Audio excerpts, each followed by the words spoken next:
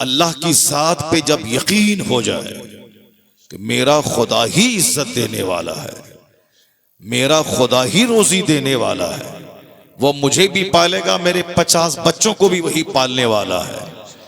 जब यकीन अल्लाह की जात पे मजबूत रहता है तो चेहरा बिल्कुल हरा भरा रहता है।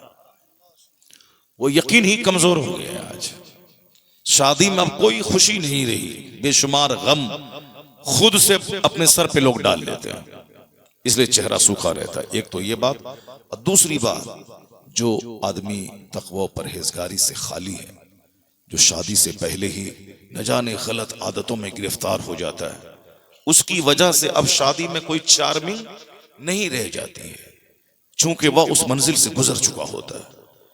अल्लाह पर मजबूत यकीन और शादी का पहला तजुर्बा, वो आदमी सूखी रोटी क्यों ना खाए, जिसका जिस्म गुनाहों से सेफ है, उसका चेहरा बिल्कुल चांद की तरह चमकता है, गुलाब की तरह खिला रहता है। अल्लाह तबारक व तआला चाहता है कि बंदा मेरा यहां भी खुश रहे और मरने के बाद भी खुश रहे। अल्लाह की ये पसंद है। अगर ये अल्लाह को पसंद नहीं होता तो कुरान शरीफ में अल्लाह ताला हमको ये दुआ कभी नहीं सिखाता। कुरान शरीफ में अल्लाह ने एक दुआ कहा है कि तुम इसको मांगा करो, रब्बना आतीना फिद दुनिया हसना व फिल आखिरति हसना। इलाही मुझे दुनिया में भलाई अता फरमा और आखिरत में भी भलाई अता फरमा। ये दुआ किसी आला हजरत ने नहीं सिखाई है। ए बाबू है कहाँ भाग रहे हैं? महफिल में अभी भी बहुत सारे लोग हैं, मगर सब लोग बैठे रहें तो बड़ा अच्छा लगेगा।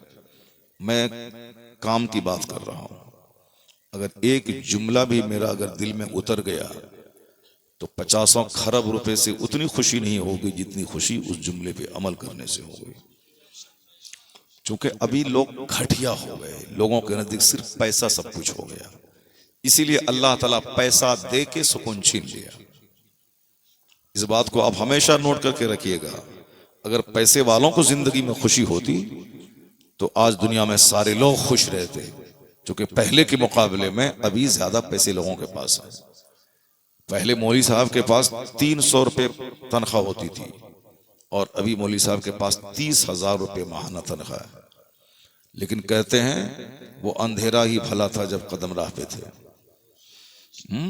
वो 300 रुपए आज के 30,000 पे भारी थे। वो हर आदमी अपनी पहली हालत को ही बेहतर समझता है, चाहे वो सऊदी अरब जाए, चाहे अमेरिका जाए, चाहे वो जितनी भी 100 ट्रक खरीद ले और वो साहब अरबपति बन जाए, मगर हर आदमी पहली हालत को समझता है कि वही हाल ठीक था।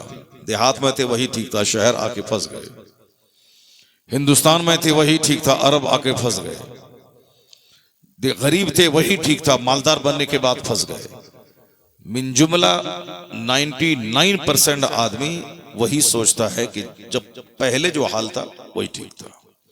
बिजली नहीं थी वही ठीक था, बिजली हुई, अब इसकी वजह से इतनी परेशानियां हैं कि साहब वक्ती तौर पर फैन से हवा तो मिल जाती है, लेकिन उस हवा से जो बीमारियां होती हैं, जिसमें जिस हवा में पसीना सूख जाता है और आदमी का कोलेस्ट्रॉल बढ़ जाता है, तो फिर उसके बाद कहता है कि डॉक्टर बोलता है कि पसीना बहाओ वरना मर जाओगे, शुगर लेवल हाई हो जाएगा, बीपी हाई हो जाएगी और कोलेस्ट्रॉल बढ़ जाएगा। अब मर जाओगे, पसीना निकालो, चाहे वॉक करके हो, चाहे एक्सरसाइज करके हो, चाहे हल चला के हो, चाहे जिम जा करके हो, पसीना निकालो ताकि सारी बीमारी निकल जाए। अब बंदा बोलता है कि वही दिन ठीक था जब फैन नहीं था। तो इसका मतलब है कि बंदा अपने से चाहे जितना हाथ पांव मारे, उछले कूदे, नाचे गाए, मगर असल में सच्ची खुशी देने वाला अल्लाह तबारक व तआला। यकीन अगर कमजोर हो गया तो आदमी कुत्ते की मौत मरेगा जैसे आज मर रहा है। अरबपति की लाश सड़ रही है। आपने देखा होगा अमेरिका का एक इंजीनियर अपने 3-4 बच्चों के साथ खुदकुशी कर लिया, सुसाइड कर लिया। हिंदुस्तान में रोजाना बड़े बड़े अरबपति, करोड़पति जहर खा के मर रहे हैं। जिंदगी में जब कुछ चार्मिंग ही नहीं रही तो वो जीना ही उस बेकार समझता है, तो अब इसलिए वो जहर खा के मर रहा है। कोटा में जहां लोग तैयारी करते हैं मेडिकल की, आईएएस की, अक्सर बच्चे वहां जहर खा के मर रहे हैं। क्यों मर रहे हैं? इसलिए मर रहे हैं कि चूंकि वो समझता है कि मैं डॉक्टर नहीं बन पाऊंगा। मेरे माँ बाप चाहते हैं कि मेरा बच्चा डॉक्टर बने, मगर मैं नहीं बन पाऊंगा, अपने अंदर वो कैपेसिटी नहीं पाता हूं, तो क्या बाप को मुंह दिखलाऊं? वहीं फांसी के फंदे पे लटक जाता है। तो फांसी के फंदे पे लोग लटक रहे हैं और जहर खा के मर रहे हैं। जिंदगी से सच्ची खुशी खत्म है। अल्लाह ताला कभी खुशी नहीं देगा, चूंकि अल्लाह ने खुशी अपने महबूब की गुलामी में रखा है। अल्लाह ने सारी खुशियां पैगंबर आजम अलैहिस्सलाम की पैरवी में रखा है कि लोगों, मैंने तुझको पैदा किया है, जमीन मेरी आसमान मेरा, तुझको मैंने पैदा किया है, मैं तुझको मौत दूंगा, मैं ही गम देता हूं, मैं ही खुशी देता हूं। अगर खुशी चाहिए तो मैंने एक महबूब तेरे दरमियान भेजा है, तुम उनकी नकल करो, उनकी गुलामी करो, जन्नत वहां दूंगा, सच्ची खुशी यहां दूंगा। वाह वाह वाह, नारे तकबीर, नारे रिसालत, मुफ्ती शहरियार साहिब क़िबला मसलके आला हजरत। खुशी तबीयत की पैरवी में नहीं है, खुशी सुन्नत की पैरवी में है। जिसने भी अपनी तबीयत की पैरवी की, उसके हिस्से में सिर्फ खसारा है, उसके हिस्से में सिवाय घाटे के कोई सौदा नहीं है। मुस्तफा की सुन्नत की जो पैरवी की, आप यकीन जाने जन्नत वहां मिलती है, शोहरत और मकबूलियत यहां मिलती है, अच्छी बीवी, अच्छी औलाद यहां मिलती है। गुर्बत में बादशाहों जैसी खुशी यहां अल्लाह देता है, क्योंकि सब कुछ देने वाला अल्लाह ही है। ये बुनियादी बात है। चाहे सारी दुनिया के लोग इस बात को झुठला दें, कुछ नहीं होने वाला है। बात सच्ची वही है जो अल्लाह ने कही है। अल्लाह रब्बुल इज्जत को दुनिया बनाने में कुछ नहीं लगता, कुन फयकून। अल्लाह कहता है बन जाओ तो दुनिया बन जाती है। आसमान खड़े हो जाओ तो आसमान खड़ा हो गया बगैर खंबे के। जमीन से कहा कि फैल जाओ, जमीन समंदर के ऊपर में फैल गई। अल्लाह फरमाता है कुरान शरीफ में है, सुम्मस्तवा इला समाए वहिया दुखान क़ाल लहा वलिल अर्दि इतिया तौअन औ करहन क़ालता अतैना ताईन। अल्लाह फरमाता है कि अल्लाह रब्बुल इज्जत जब आसमान बनाना चाहा तो अल्लाह ने आसमान और जमीन से कहा कि हो जाओ, वजूद में आ जाओ, वजूद में आ जाओ। खुशी या ना खुशी, विलिंगली या अनविलिंगली, मर्जी से हो या मजबूरी से हो, वजूद में आ जाओ। सुम्मस्तवा इला समाए वहिया दुखान, वो आसमान जो धुआं था, वो आसमान जो एक गैस की सूरत में था। आज वैज्ञानिक कहते हैं कि हाइड्रोजन गैस था आसमान बनने से पहले, स्पेस में कुछ नहीं था, सिर्फ धुआं जैसा एक माहौल था। कुरान क्या कहता है? आसमान की तरफ अल्लाह मुतवज्जे हुआ, जो आसमान उस वक्त धुआं था, जो आसमान उस वक्त एक गैस की सूरत में था। तो वैज्ञानिक आज खूब जतन करके, मेहनत करके, रिसर्च करके, तहकीक करके, मेडिटेशन करके आज पता लगाया है कि आसमान बनने से पहले स्पेस में सिर्फ धुआं ही धुआं, गैस ही गैस थी। जरा कुरान शरीफ पढ़िए जो 1400 साल पहले नाजिल हुआ है। उस कुरान में फसाहत के साथ अल्लाह ने क्या कहा? अल्लाह आसमान बनाने की तरफ जब मुतवज्जे हुआ तो वह आसमान जो उस वक्त धुआं था, तो हजारों लाखों वैज्ञानिकों ने आज पसीना बहाकर, कई कई साल दिमाग जलाकर, तब उसने पता लगाया कि आसमान बनने से पहले स्पेस में धुआं था। कुरान शरीफ में अल्लाह रब्बुल इज्जत क्या फरमाता है? वो आसमान जो उस वक्त धुआं था, अल्लाह ने कहा कि वजूद में आ जाओ। तो जमीन आसमान दोनों ने कहा कालता अतैना ताईन, दोनों बोला हम वजूद में आ गए। अल्लाह, दोनों ने क्या कहा? हम वजूद में आ गए। जमीन बन गई, आसमान बन गया। विदाउट पिलर्स ये आसमान बन गया। किसने बनाया? अल्लाह ने। तो अल्लाह रब्बुल इज्जत को आसमान बनाने में बहुत टाइम नहीं लगा। बोला कि अल्लाह ने कहा कि हो जाओ, आसमान बन गया। अल्लाह ने कहा कि जमीन से कि वजूद में आ जाओ, जमीन वजूद में आ गई। तो अल्लाह रब्बुल इज्जत ही सारी कायनात का संचालक है, वही पूरी यूनिवर्स का क्रिएटर है, वही सारी कायनात का खालिक है। विश्वास करना होगा। वरना नेता की बात माने तो नेता तो यही डरा था। मेरी उम्र 54 साल आज हो रही, 4 साल माइनस कर दें, 50 साल से हम यही सुनते हुए आ रहे हैं कि इस्लाम खतरे में है, मुसलमान खतरे में है, होश में आ जाओ। जो खतरे में है वो नेता मर गया, सड़ गया, गल गया।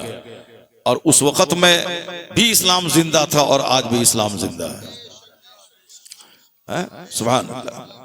नेता तो डरा था, हमको वोट नहीं देगा तो तुम डर जाएगा। बदतमीज, तुम वोट लो और अपना पेट पालो और अपने बेटे के लिए घर मकान बनाओ। इस्लाम की चिंता मत करो। इस्लाम अल्लाह का पसंदीदा मजहब है। इस्लाम 1400 साल से मुस्कुरा रहा है और क़यामत तक मुस्कुराता रहेगा। बेशक, वाह वाह, सुभान अल्लाह, सुभान। तुम इस्लाम का नाम मत लो, तुम अपना खाओ पियो और पेट पालो और जाओ जहन्नम में। और अगर नेक काम करोगे, ईमान के साथ हो, तो जन्नत जाओगे तुम। कोई भी नेता रहे, चाहे वो कोई भी रहे, चाहे हैदराबाद का रहे कि मुरादाबाद का रहे कि बिहार का रहे कि बंगाल का रहे, अपना काम करो, पैसा कमाओ, खाओ पियो। ज्यादा बड़ी बड़ी बातें मत किया करो कि हम मुसलमानों के सबसे बड़े मसीहा हैं, हम सबसे बड़े मुसलमानों के साहब शुभ चिंतक हैं। फालतू बातें मत किया करो। हम तो 50 साल से सुन रहे हैं, सब डराता है इस्लाम खतरे में है। मालूम है ना, वो नहीं सुनो, इस्लाम खतरे में है। ये तो नेता की बात हो गई। मौलाना साहब को भी हम कहते हैं कि चुपचाप तकरीर करो, टका लो, जाके खाओ, घर मकान बनाओ और ज्यादा मत बोलो कि हमसे इस्लाम जिंदा है, हम खिदमत कर रहे हैं, हम सबसे बड़ा मसीहा हैं। चुपचाप तकरीर करो, पैसा लो, जाके घर बनाओ, ज्यादा बात मत करो। तुम नहीं थे दुनिया में, इस्लाम था, और तुम मर भी जाओगे तो भी इस्लाम रहेगा, तो भी इस्लाम रहेगा।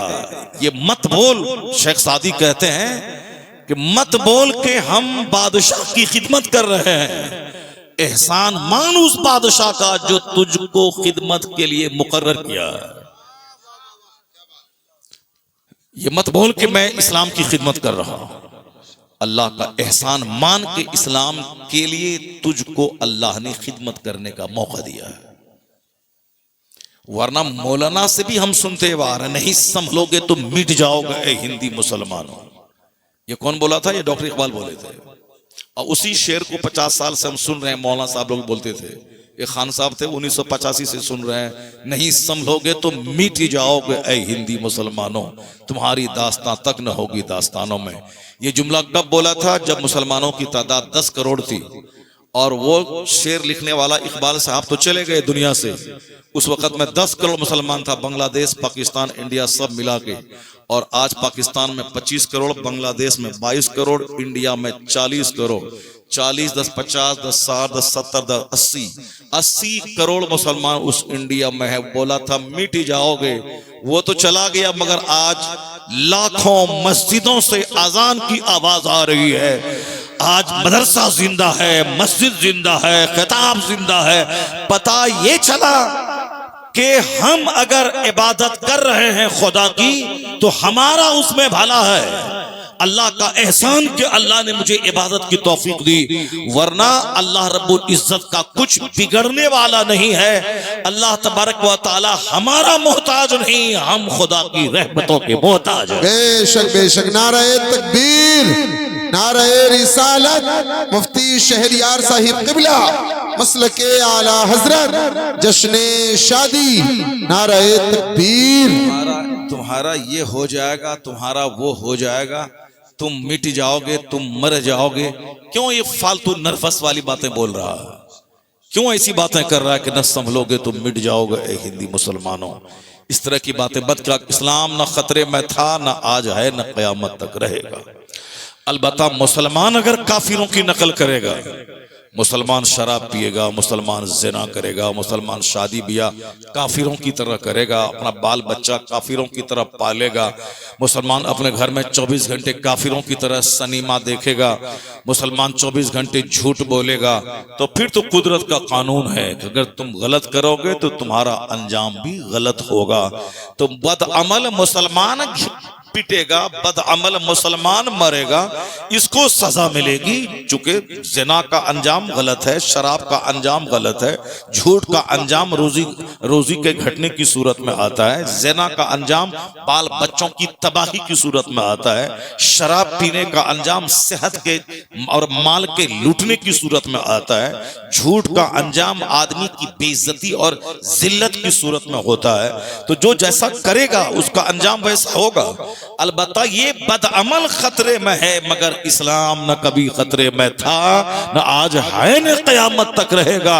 इसलिए कि अल्लाह रब्बुल इज्जत का पसंदीदा मजहब इस्लाम है और अल्लाह का कोई दूसरा मद्दे मुकाबिल नहीं है जो कि अल्लाह से मुकाबला कर सके।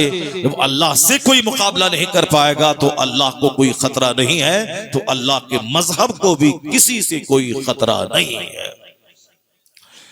हुवल्लज़ी अरसला रसूलहु बिलहुदा व दीनिल हक लियुज़हिरहु अलद्दीन कुल्ली। अल्लाह कहता है वो खुदा है जिसने अपने रसूल को हिदायत और दीन हक के साथ भेजा है ताकि इस मजहब को सारे मज़ाहिब पे गालिब कर दे। तो इस्लाम गालिब होने आया है, मगलूब होने नहीं आया। इस्लाम मुकम्मल होके रहेगा। युरीदून लियुत्फिउ नूरल्लाहि बिअफ़वाहिहिम वल्लाहु मुतिम्मु नूरिही। अल्लाह कहता है ये मुशरिक अपने मुंह से इस्लाम का चिराग बुझाना चाहते हैं और अल्लाह उस नूर को पूरा करना चाहता है। तो जो अल्लाह चाहेगा वो होगा। और जिस बंदे के पेट में 2 केजी पाखाना है, इसके चाहने से कुछ नहीं होता है, वही होता है जो मंजूर खुदा होता है। जो अल्लाह चाहेगा वही होगा। तो अल्लाह का पसंदीदा दीन है इस्लाम। इस्लाम को कोई खतरा कभी नहीं था, न आज है, न क़यामत तक रहेगा। जिसने भी बोला इस्लाम मिटा देंगे, अल्लाह ने उसको मिटा दिया, उसके बाल बच्चों के जरिए कलमा पढ़वा के इस्लाम की खिदमत उससे लिया। इन्नल्लाह ला युअय्यिदु हाज़द्दीन बिर्रजुलिल फाजिर।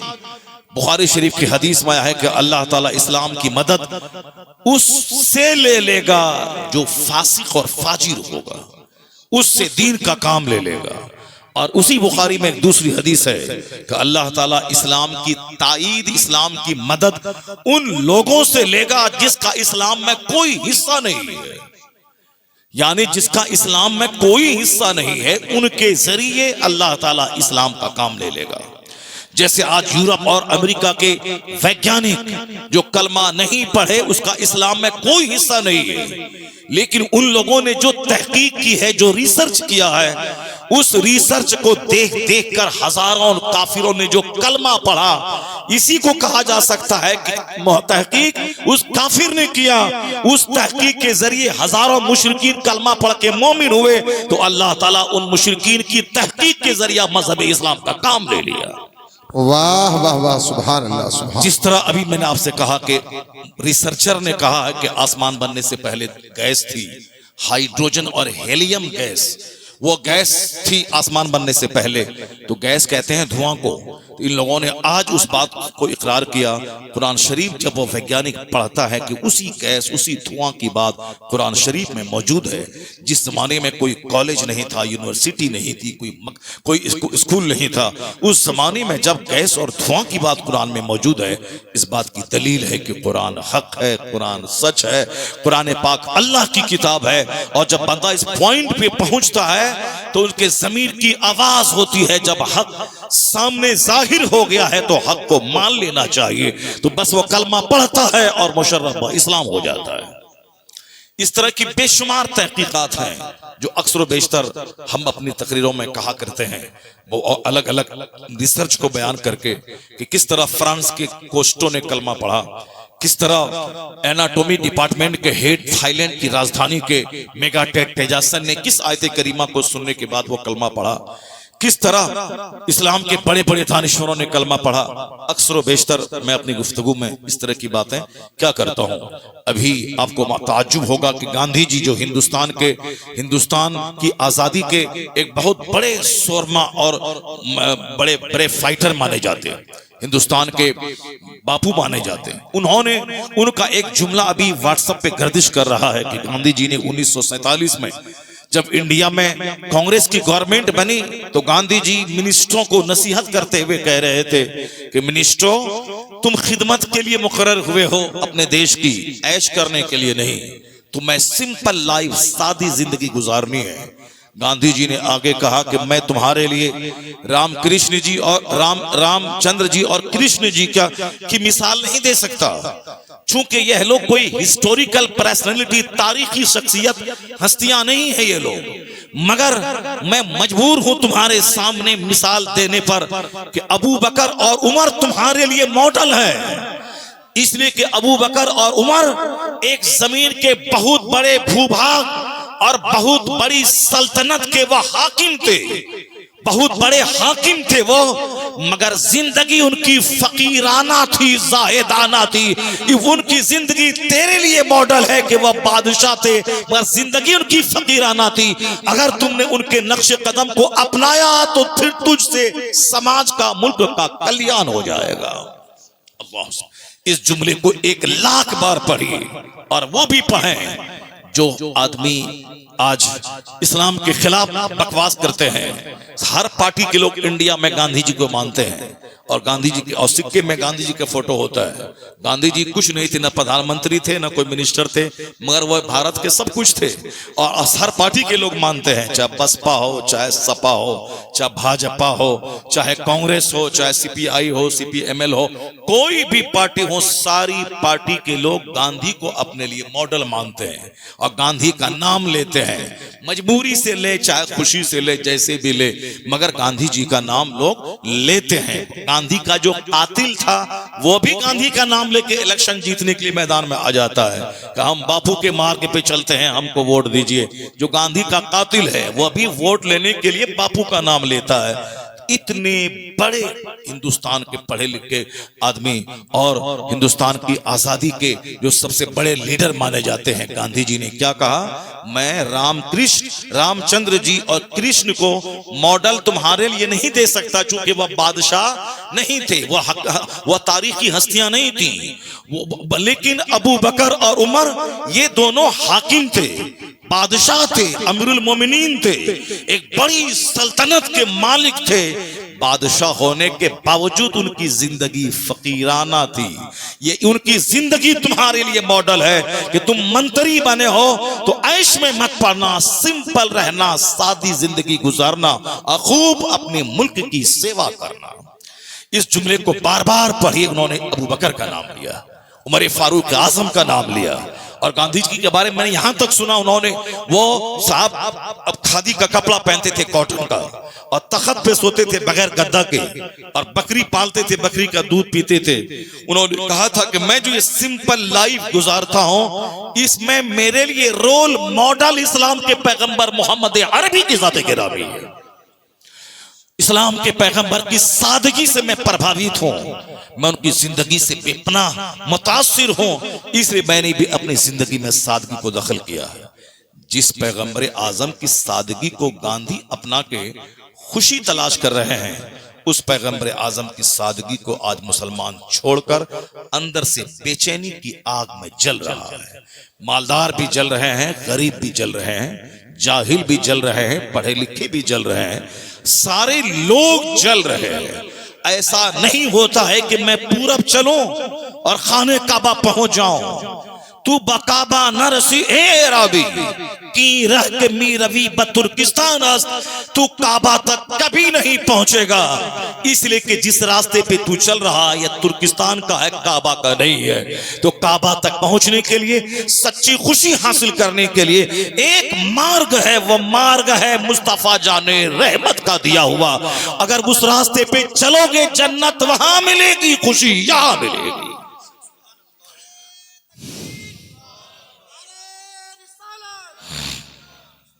मुस्तफ़ा की जिंदगी हमारे लिए मॉडल है।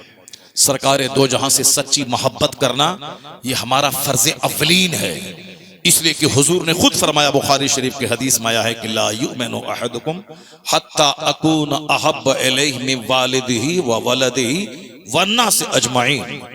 तुम में से कोई कंप्लीट मोमिन हो ही नहीं सकता अनटिल आई एम डियरर, जब तक कि मैं तेरे नजदीक पसंदीदा ना हो जाऊं, then your fathers, then your mothers, then your parents, and every mankind, सारे लोगों से ज्यादा पसंदीदा जब तक मुस्तफा की जात तेरे नजदीक नहीं हो जाए उस वक्त तक मोमिन कामिल हो ही नहीं सकता है। माँ से ज्यादा, बाप से ज्यादा, औलाद से ज्यादा, अपनी जान से ज्यादा, सारी कायनात से ज्यादा पैगंबर आजम अलैहिस्सलाम से सच्ची मोहब्बत करनी होगी। सिर्फ बोलने से नहीं होगा कि हमें हुजूर से मोहब्बत है और सारा काम हुजूर विरोधी कर रहे हैं, और जबान से कहना कि मुझे मुस्तफ़ा से मोहब्बत है, बिल्कुल ही फॉल्स और झूठा दावा है, और इस दावे से कोई फायदा नहीं होने वाला। किसको धोखा देना चाहता है? एक आदमी कह रहा था कि तकरीर होती है, असर नहीं है।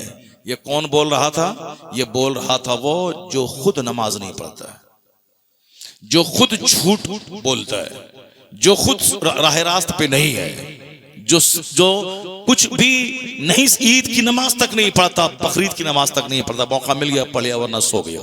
ये आदमी बोल रहा है कि तकरीर में असर नहीं रहा, तकरीर में असर नहीं रहा। कोई मुत्तकी, परहेजगार, नमाजी परहेजगार अगर बोलता इस तरह की बातें तो बात चलती, लेकिन वो आदमी जो दिन रात स्टेज पे बैठता है और नमाज नहीं पढ़ता है, वो बोलता है कि तकरीर में असर नहीं रहा। वो तकरीर में असर नहीं रहा, तकरीर में असर नहीं रहा, कि तकरीर में असर नहीं रहा कि तेरा दिल वैसा नहीं रहा। आसमान से पानी पड़ता है, जरखेज जमीन जो मरी थी जिंदा होकर फसल पैदा करती है, और वही पानी पत्थर पे भी पड़ता है, लेकिन पानी पड़ा, ढलक के नीचे गिर गया, पत्थर सूखा का सूखा रह गया। कसूर पानी का नहीं है, कसूर पत्थर का है जिसमें पानी असर नहीं किया। इसलिए तकरीर का कसूर नहीं है, वो तो कुरान हदीस की बात है। तो तकरीर का कसूर नहीं, कसूर तुम्हारे दिल का है जो पत्थर के समान है। वरना वही बात सुनकर बेशुमार लोग नमाजी बन गए, बेशुमार लोग नेक बन गए। अगर तुम नेक नहीं बना तो तकरीर का कसूर नहीं, कसूर तुम्हारे पत्थर दिल का है। उस दिल की उस संग दिली पे रहो, उसकी सख्ती पे रहो, उस दिल को मोम बनाओ। आज दिल मोम बनेगा, कल थोड़ा सा पानी नेकियों की फसलें बाहर उगा देगा। इस कदर घटिया किस्म की बातें लोग करते हैं, जो अंदर से लेके बाहर तक गलाजत में डूबे हैं। वो आदमी खिताब के खिलाफ बोल रहे हैं, वो आदमी जलसे के खिलाफ बोल रहे हैं, वो आदमी वाज़ो नसीहत के खिलाफ बोल रहे हैं। इसी तकरीर ने हजारों के दिल बदल दिए, इसी तकरीर ने लाखों बेनमाजी को नमाजी बना दिया। इसी तकरीर से मुस्लिम सोसाइटी में आज कुछ न कुछ हया, शर्म और पर्दे का माहौल है। जहां ये वाज नहीं है वहां तो माँ, बेटी और बेटी की तमीज मिट गई। जहां ये वाज नहीं है वहां शराब पानी की तरह सस्ती हो गई। जहां ये वाज, ये डराना, ये धमकाना, ये अल्लाह का डर दिल में पैदा करना, जुमा के दिन ईदैन में, सीरत की महफिलों में जहां ये नसीहत नहीं है वहां तो शराब पानी की तरह सस्ती है। वहां हराम हलाल की तमीज खत्म है। वहां सिर्फ पैसा कमाना, चाहे जहां से भी हो। वहां बाप और बेटा को ज़बह करने वाला, खूबसूरत औरत भाभी की सूरत में है तो भाई को ज़बह करके उस भाभी पे कब्जा कर लेने वाला। आए दिन हिंदुस्तान के अखबारात में इस तरह की खबरें छपती हैं। 2 दिन पहले मैंने ये खबर पढ़ी, छत्तीसगढ़ की। छोटा भाई भाभी से प्यार किया और अपने बड़े भाई का गला दबा के मार दिया ताकि अब इसको हम कब्जा कर लें। 5 साल पहले हमारे बिहार में रेलवे में नौकरी करने वाला भाई, उसके छोटे भाई उसकी बीवी से प्यार करने लगा। जब उसको पता चला कि हमारा भाई मेरी बीवी के साथ गलत सलूक करता है तो वो नाराजगी का इजहार किया। तो छोटा भाई अपनी भाभी यानी उस नौकरी करने वाले जो घर पूरा चलाता था उस आदमी को बीवी उसकी अपनी और उसका भाई दोनों देवर भाभी मिल करके उसकी हत्या कर दी। अब ये बताइए कि घर का कमाने वाले की हत्या कर दी। अब ये सड़क छाप ये कुछ करता नहीं है और वो अपने शौहर की हत्या करके कौन सा सुकून चाहती है। वो तो जेल में सड़ गया, 15-20 साल जेल में सड़ेगा और ये सड़ेगी यहाँ पे, वो भी जेल में गई हुई सड़ेगी। यानी ख्वाहिशात की गुलामी की वजह से लोग इस हद तक आगे बढ़ गए कि खूनी रिश्ते की कदरें मिट गई। लोग सिर्फ सेक्स और नफसानी ख्वाहिशात की जद में आके बड़ा से बड़ा कांड कर देता है। और अभी कुछ साल पहले एक मुस्लिम फैमिली में इन्हीं काफिरों का देखा देखी, जो मौलवी का मजाक उड़ाएगा, जो मदरसे का मजाक उड़ाएगा और जो कुत्ता बोलेगा कि मौलवी लोग तो बोझ है, इनकी अपनी की बातों पे अमल करने से काम चलेगा क्या, दुनिया कहां से कहां पहुंच गई। और ये सुन्नतों पे चलने का पैगाम दे रहे हैं। शरीफ बन के सच बोल करके डेवलपमेंट हो नहीं पाएगा। इस सुअर से कहिए कि तुम अरबपति बनने के बाद भी कौन सा तीर मारेगा, सोने का घर भी बनाने के बाद ये बता दे तू क्या करेगा। कल मरेगा तू रोजाना अपने अजीजों का लाश टूट होता है, जिसके दिमाग में तमन्ना थी मैं बहुत बड़ा घर बनाऊं, घर बनाया, जमीन खरीदी, गाड़ी खरीदी, अब वह मर गया, 2 गज जमीन के अंदर गया, मकान जिसके लिए झूठ बोला, नमाज छोड़ा, हराम किया, वह मकान में दूसरा ऐश करेगा। और ये कब्र में पहुंच गया हिसाब देने के लिए। ये बता दूं तूने जिंदगी कैसे गुजारी, क्या मिला उसको। मकान मिला मुफ्त का उसके बच्चों को, उसकी बहू को, उसको क्या मिला, उसके जिम्मे करोड़ों गुनाह रहा। अब उसका अंजाम आग ही आग है। ऐसी कौन सी जिंदगी है कि दूसरों को घर देने के लिए अपनी जिंदगी को तबाही के नजर कर दिया जाए, अपने आप को जहन्नम की आग में डाल दिया जाए। कौन सा तीर मारेगा तू सुन्नतों पे अमल नहीं करके, कौन सा तीर मारेगा तू नमाजें छोड़कर। जो नमाजों को छोड़ता रहा, तकरीर को बुरा कहता रहा, मदरसों को बुरा कहता रहा, आलिमों के खिलाफ बोलता रहा, मस्जिदों में जाने को बोझ समझता रहा, उसी जानवरों के माहौल में उसी एक मुसलमान फैमिली का आदमी जो अपने आप को सुन्नी कहता था, या नबी सल्लल्लाहु अलैहि वसल्लम पढ़ने वाली फैमिली का आदमी, उस गांव में मेरी तकरीर हुई है, 20 तकरीरें मेरी उस गांव में हुई है। उस गांव की खबर यह मिली कि एक सुन्नी भाई, वो अपने बड़े भाई जो भाई पेट्रोल पंप चलाता था, उस भाई की बीवी से उन्होंने मोहब्बत की, मोहब्बत नहीं बल्कि जबरदस्ती उस पर कब्जा करना चाहा। और उसकी बीवी उसके कब्जे में नहीं आने लगी, उसके खूबसूरत बेटों को गोली से भून दिया। ये बता दे कि अब तो वो जेल में सड़ेगा। उनका भाई को क्या, भाई पे क्या गुजरेगा, भाभी को भी गोली से मार दिया और उसके खूबसूरत बेटे 5 साल के बेटे को भी गोली मार दिया। यह कोई हिंदू फैमिली का नहीं है, उसकी कहानी तो अखबारों में पढ़ते ही रहते थे, लेकिन ये भी बिल्कुल मुस्लिम फैमिली की बात है। पता ये चला कलमा पढ़ लेना और है, इस्लाम समझना और है, और ऐसे टोपी दाढ़ी रखना और है, दिल में अल्लाह का डर बसाना और है। जब आखिरत पर यकीन जम जाए, मुझे मरना है, खुदा के सामने हिसाब देना है, वो सारी जिंदगी कुंवारा रह जाएगा मगर ज़िना नहीं करेगा, शराब नहीं पिएगा, वो किराए के घर में रहेगा मगर सूद के पैसे से महल नहीं बनाएगा। इसलिए इस्लाम जोर देता है आखिरत पर विश्वास कर ले, अल्लाह का डर दिल में बसा ले, यहां भी तू चैन की जिंदगी गुजारेगा, मरने के बाद जन्नत की बहारें तेरा इस्तेमाल करेंगी।